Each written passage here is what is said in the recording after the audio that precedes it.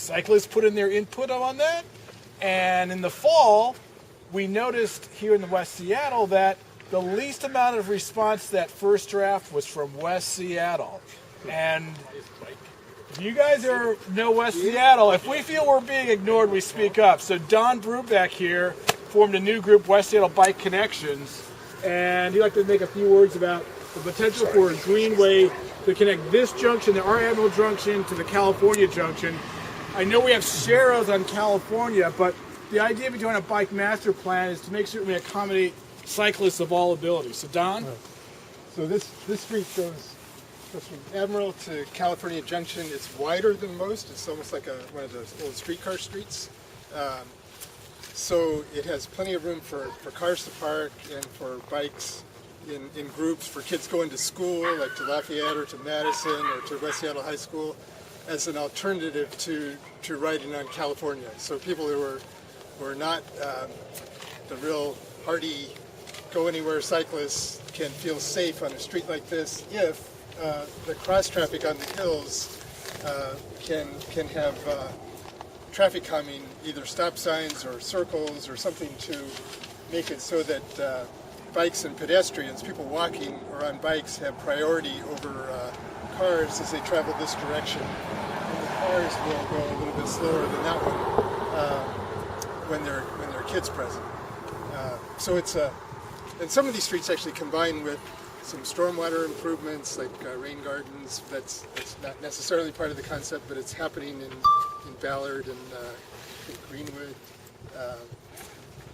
So it's a way to get, at least along our ridges, to get safe connections east-west, and then a little more challenging in the opposite direction where we have the steeper hills.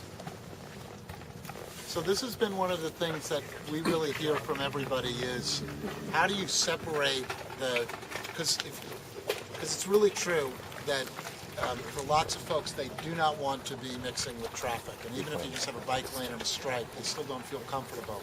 So if we really want to, so that's one thing that we want to change. The other one is that the original Bike Master Plan was a little more focused on commuters going to and from downtown, as opposed to creating neighborhood routes where people can safely go around, and in particular kids. That kind of becomes a litmus test. If it's safe for a kid to get around, that's a good bike route. So what we're really hearing from the public is try to develop a set of interconnected neighborhood greenways where the bikers have priority, and they also become good quiet walking routes as well, in the way you described. And we've got to figure out in the Bike Master Plan how to connect them so they don't end in the neighborhood, right? So you can go from neighborhood to neighborhood that way.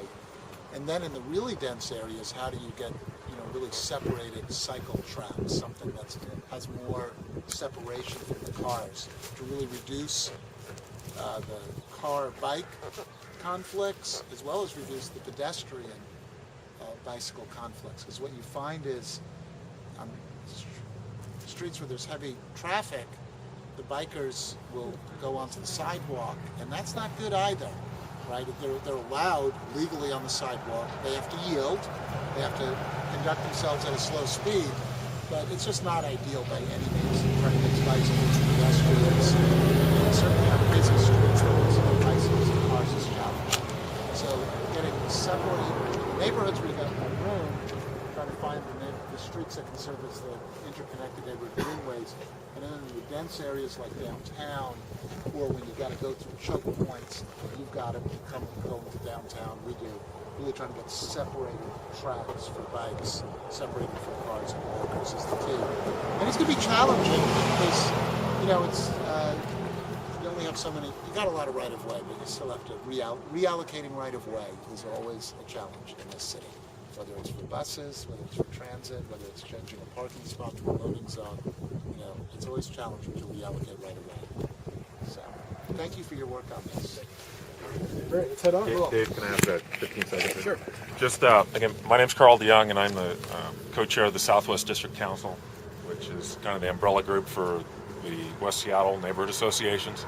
And working with the Admiral Neighborhood Association, when we were doing the Admiral Safeway redevelopment, one of the big things that you can get involved with is haul routes. So all that dirt all that construction material has to go somewhere.